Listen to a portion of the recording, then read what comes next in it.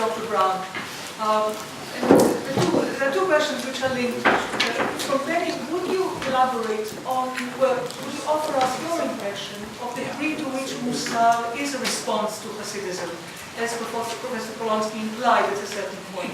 You know, what is the dynamics of the interaction between the two? And to Anthony, I've been very intrigued for a long time about when this rationalism label, as well as the mitnagdism label, become inherent elements of the Litvak identity. My suspicion is that it is 19th century, not before. I mean, in the 18th century, at the time when, say, mitnagdism, when the opposition to Hasidism erupts, certainly rationalism is not an issue.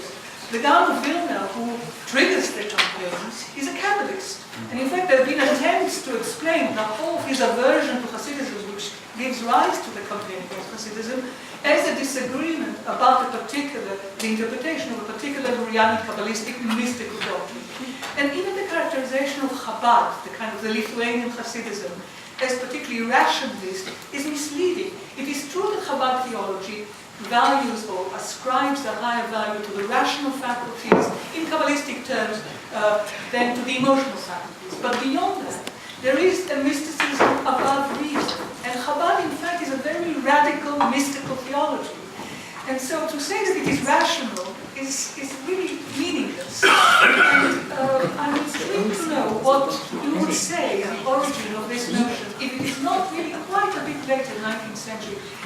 One final point, the term mitnagdism, which I have investigated, trying to see when it emerges as a label, is remarkably late.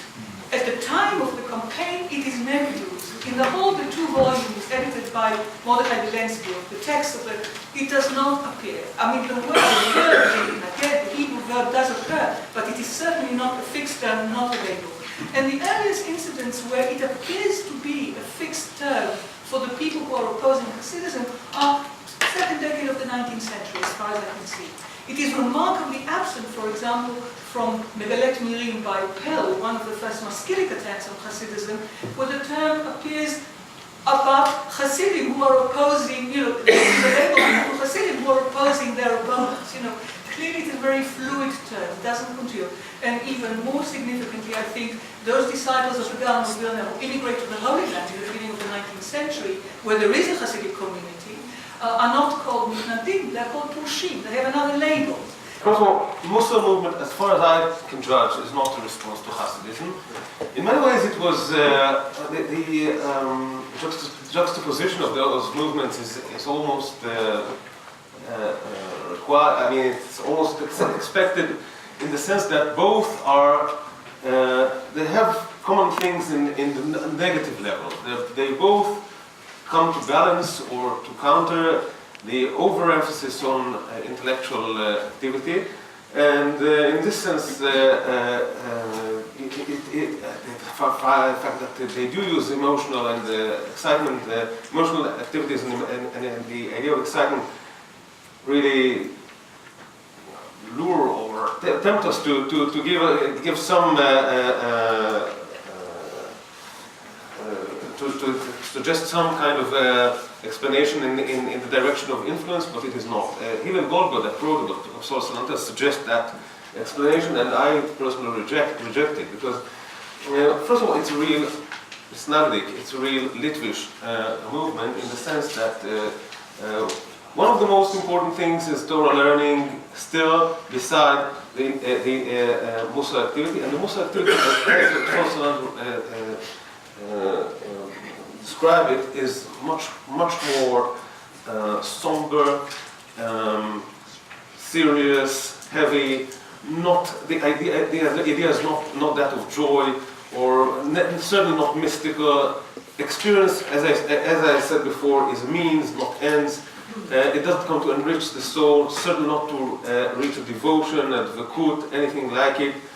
And furthermore, while Hasidism was shaped during the course of its development, more collective, communal feature, Musar has always been very individualistic in the sense of you cope with your own weaknesses, your own moral deficiencies. There is no Musar community that has never been any. It indeed developed in the yeshivot, but yeshiva is not a community in the strong sense of the word. The only thing that is common indeed is the fact that the Rapsol Salanta and also other Musar masters were anti-Hasidic. Rapsol Salanta had a few expressions against, a few statements against that doesn't preclude it being a response in itself. That's correct. But its nature is quite different, and he also really deeply identified with the basic Litvish Misnagdic values. I must say something that in this respect also, but the second and especially the third generations of Muslim movement, they were really indeed influenced from various schools of Hasidism. The Telz Yeshiva, the Telz Musar school was deeply influenced by Chabad, and this is quite clear. And the Lomje, not exactly Litvish, but on the border. Lomje is Litvish. Yes, okay. The yeshiva was Litvish. Lomje itself was bordering Poland, yes. And the Tikochin is where Litva stops. Okay. So Lomje yeshiva was much more influenced by kind of popular Hasidism and the idea of simplicity, which I described before.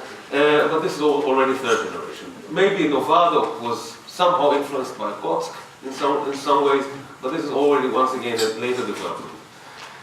Now I must refer also to the second question. No, please.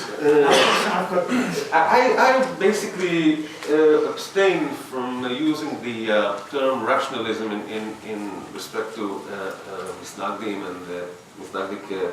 I prefer intellectualism, in the sense that the Litvaks put emphasis. Would you agree, Professor? Yes, I would agree. In the sense that they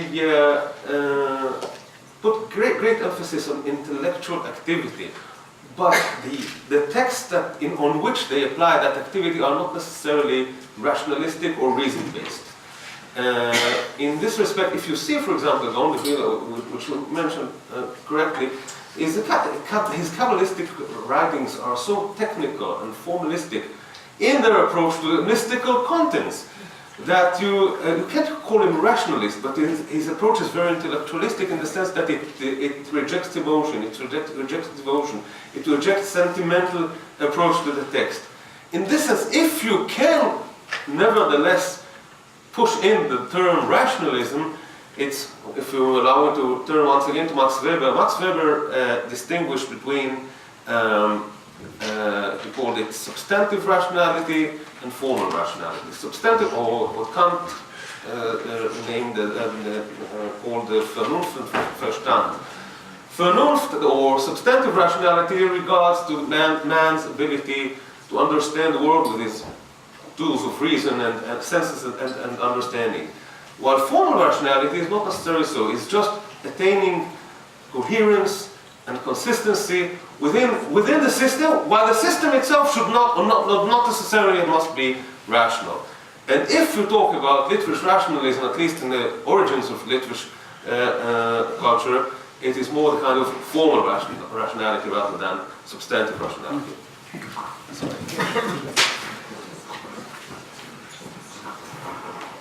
Well, I first want to thank Ada for her contribution, and Ben and Ada clearly know much more about this than I do. I'm an amateur in this field. What I would say, I agree certainly with the description of the Vilna Gaon, that mysticism was very important to him. Perhaps he believed that mysticism should be kept out of the hands of the masses, that it was dangerous, could lead to explosions of like the Sabbatean movement or Frankism, but that he was a mystic, no question about that. The term rational, I have to summarize, I was trying to summarize very drastically. The term rational is a term which was applied to these people. I think that the description which both Ben and Ada have given of first the Gaon himself and subsequently the Salanter and the third generation of Musar is clearly quite accurate. I don't want to expand on this. On the question of how these stereotypes, and the stereotype of the rational Litvak, Tselenko, Salem means, of course, cross. Salem Kopf is this idea that the Litvaks are really proto-Christians somehow, and that they have a cross somehow invisibly on their foreheads. This was how the Jews in Warsaw or elsewhere saw them. This is clearly a product of contact. In the 18th century, there was internal migration within Poland-Lithuania, but not that much. People were essentially local, and the number of people from the Jews from the Grand Duchy of Lithuania who moved either to the Corona or after partitions to Galicia was quite small. It's the 19th century which sees significant immigration, and the immigration was an economic immigration, and the people who worked as melamdim or other religious functionaries within the Jewish communities to where they moved, which were at this stage, certainly in the Kingdom of Poland, controlled by maskilim, these were people without smicha or any real qualification. What they had was the fact that they'd gone through Lithuanian chederim and maybe even Lithuanian yeshivot, but they were probably like the character described by Chernyakhovsky, radicals. The idea of a person who's a melamed attacking the ICA and talking about how the wine from the Carmel wine, Halvin number 11, is actually blood of the workers. This is not what a religious person would be saying. These are people who have moved into these positions because they have qualifications which are sought, and I think it's out of this contact which hasn't been fully investigated. Charles Stampfer has begun to do a study of internal migration within the Tsarist Empire and within the larger area, because there was also immigration from the Tsarist Empire to Galicia. And I think that the stereotype of the rational Litvak, also the socially radical Litvak, comes from the employment of people who had some religious knowledge, but may not themselves have been particularly religious, as melamdim or other religious functionaries in the Jewish world elsewhere. If you look at the development of Jewish life in Warsaw in the 19th century, this is Francois' topic, it's not clear how many Litvaks went to the Kingdom of Poland, but probably at least 200,000. But if you take, for instance, the people who were running the Jewish schools, Chaim Kaplan, for instance, the author of Scroll of Agony. This is one of the most interesting Holocaust diaries. Kaplan is one of the few people, he comes from somewhere in Belarus, historic Lithuania. He spends page on page saying how terrible it is to be here among all these ignorant Polish Jews, and how they don't understand anything. Also, by the way, he was one of the few diarists who foresaw very early that what the Nazis were about was mass murder. But he spends page after page saying how terrible it is to be running a Jewish school amidst all these Amarotzim, ignoramuses, people who are religiously ignorant, or if they are religious, are just mystical fanatics. So I think it's that contact, it's there that you find this contact, and one can see the same in emigre communities.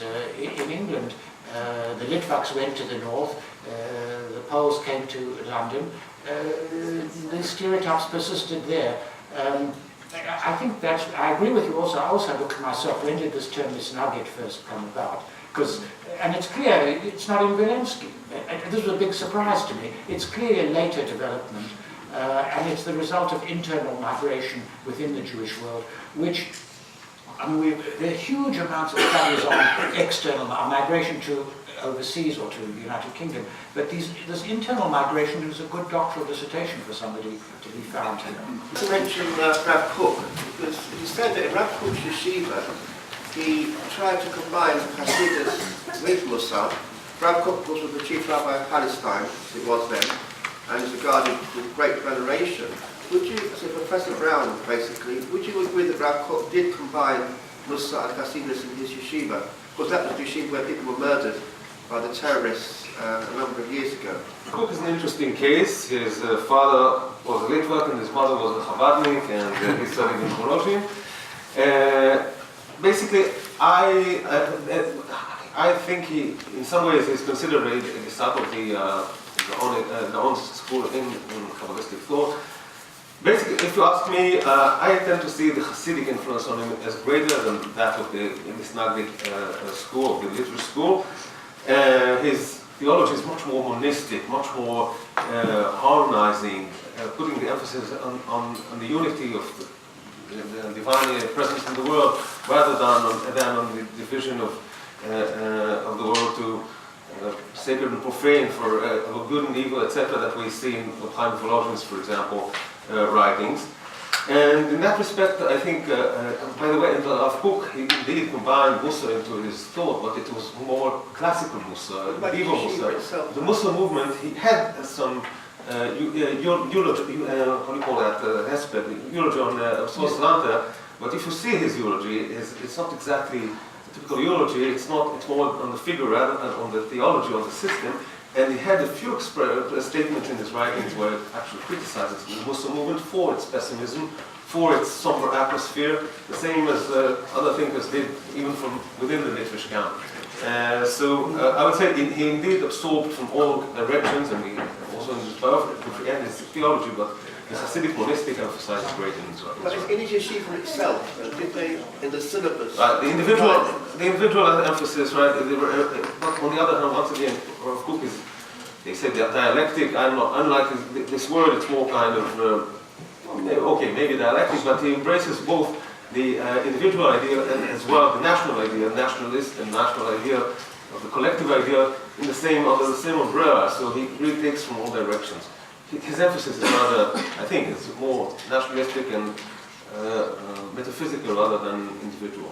Conversation back to maybe some of the contemporary issues. The discussion that started to happen here between Irene and between Fania.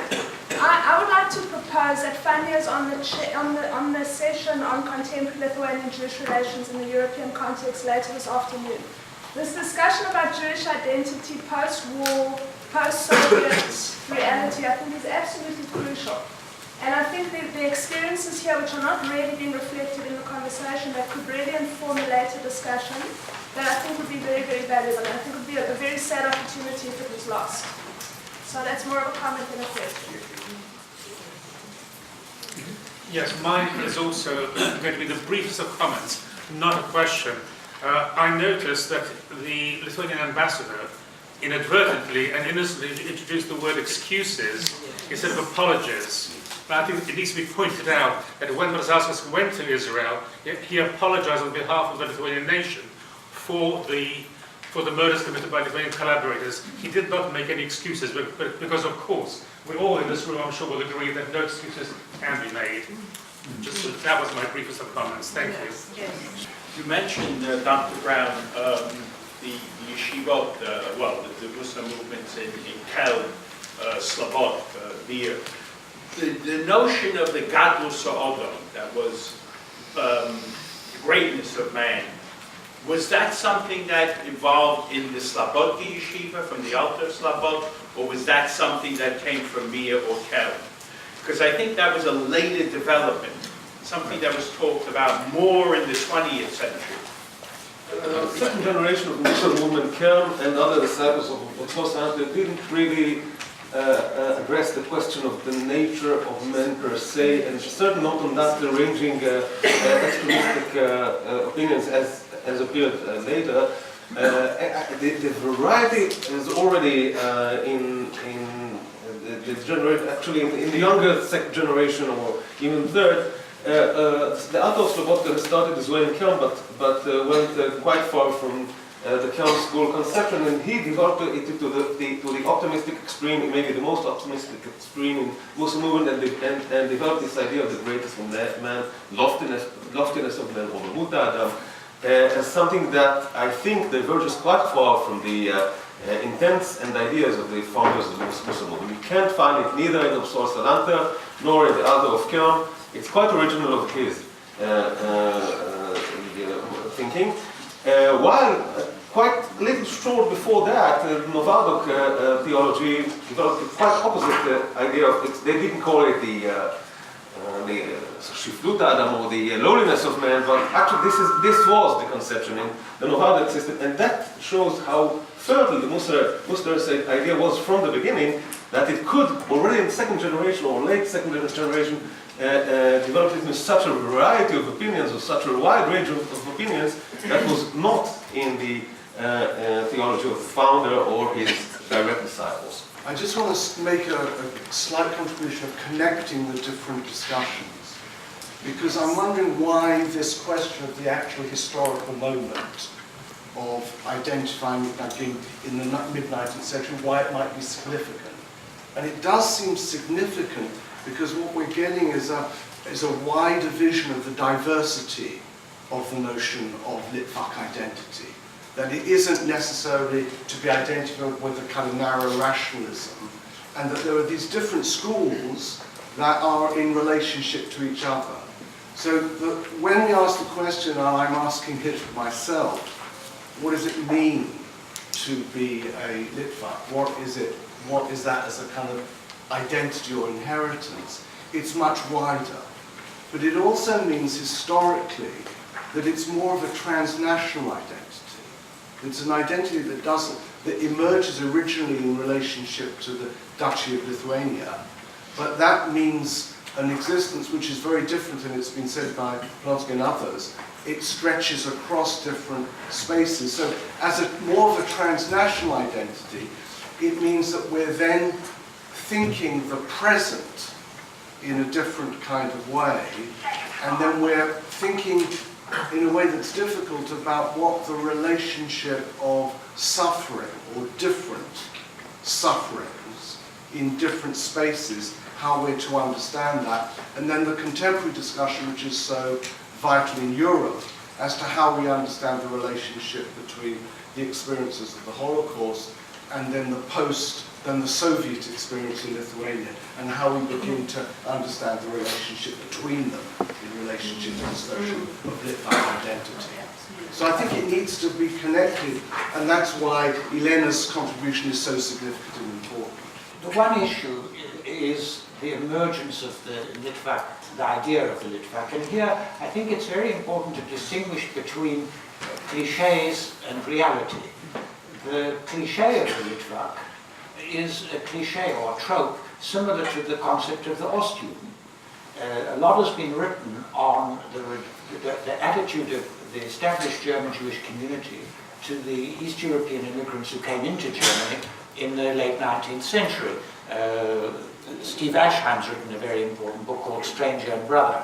Now, there was a double reaction in Germany to this immigration, which was on a fairly small scale, actually. As regards the non-Jewish supporters of integration, they reacted to this immigration by saying this new unacculturated group is undermining the success of Jewish integration, and they saw this fully in anti-Semitic terms. The Jewish community had a double attitude, and the same was true here, West End and East End Jews, or uptown and downtown Jews in New York. They, on the one hand, also believed that this group were disrupting integration, but on the other hand, believed that with the right educational and other social procedures, they could be transformed. And the same phenomenon has to be seen in the Kingdom of Poland. The emergence of modern anti-Semitism in the 1890s, in Warsaw particularly, is closely related to the stereotype of the Litvak, which was a stereotype promulgated not only within the Jewish community, but in the wider community. You can find this, for instance, extensively discussed in people like Roman Dmowski, who argue that this invasion of Litvaks will facilitate Russification. These people are brought into the Kingdom of Poland in order to Russify the Kingdom of Poland, and they are disrupting what has been achieved in terms of Jewish integration. Dmowski didn't say that because he was against Jewish integration as such, but the integrationists, Świętochowski or Rzeszkowa, saw the Litvaks as a negative phenomenon. As regards the Jewish community in Warsaw and in the Kingdom of Poland generally, they also had resentments and fears about the Litvak invasion. By the way, the Litvaks were the bearers of the new Jewish politics, the politics of socialism or Zionism, and that's what made them new. They were not Russifiers. But on the one hand, there was a lot of resentment at this immigration, and this is well documented in the article by Moti Zalman in this issue of Poland. Indeed, he's not here, he couldn't actually speak. I think he goes too far, but he's not here to answer. But they also, this group, the Litvaks who came to Warsaw, were very quickly integrated into Jewish life in Warsaw. By the 1920s, and certainly by the 1930s, they were playing a leading role. That's natural since they're superior to everybody. They're playing a leading role in Jewish life. So that is what we're talking about here. If you ask, I always ask my students this question, and the classes which I teach, a majority of the, or overwhelming majority of the students are Jews. What do you understand today about these divisions, which were very real when I was growing up in South Africa or in other parts of the Jewish world? They mostly don't see them as important, and nobody identifies themselves among these students as Litvaks, except in terms of these religious divisions. Those students who've come out of Jewish day schools, particularly in America, these have some Hasidic aspect to them, see Litvak as anti-Hasidic, or misnagdic. But I think that it would be good to cultivate this Litvak identity, but I think it's a dying concept within the Jewish world. We all know what it means, and if you go to Vilna today, the people who are prominent within the community, several of whom are here, but one might mention Marcus Ingris, these are clearly Litvaks in the sense in which we remember them, but I have to say that the preservation of this Litvak identity is something, or at least this Litvak identity is eroding, and it's no longer a major issue within the Jewish world. That doesn't deal with the other aspect of your question, which is, I think that Claudia also raised this, which is is there a future for Jews in Lithuania as an organized community, and what should be the role in Lithuanian public life of this community? How should it express its views? That's a different question, and we can, I hope, talk about that in the third session this afternoon. But I think that, with regret, I have to say that the specific Litvak Jewish identity, as described in the quotations with which I started my lecture, is largely disappearing, if it's not already disappeared. But we had in Vilnius a real fight between Misnagdim and Hasidim. Oh, the synagogue was even closed for half a year. And our Jewish community has defended the Misnagdim position. Well, this is a peculiar aftermath of the this is the Lubavitcher's revenge for the behavior of the Vilna Gaon. Should we? Okay, with that we'll close this session and thank all of our speakers very much.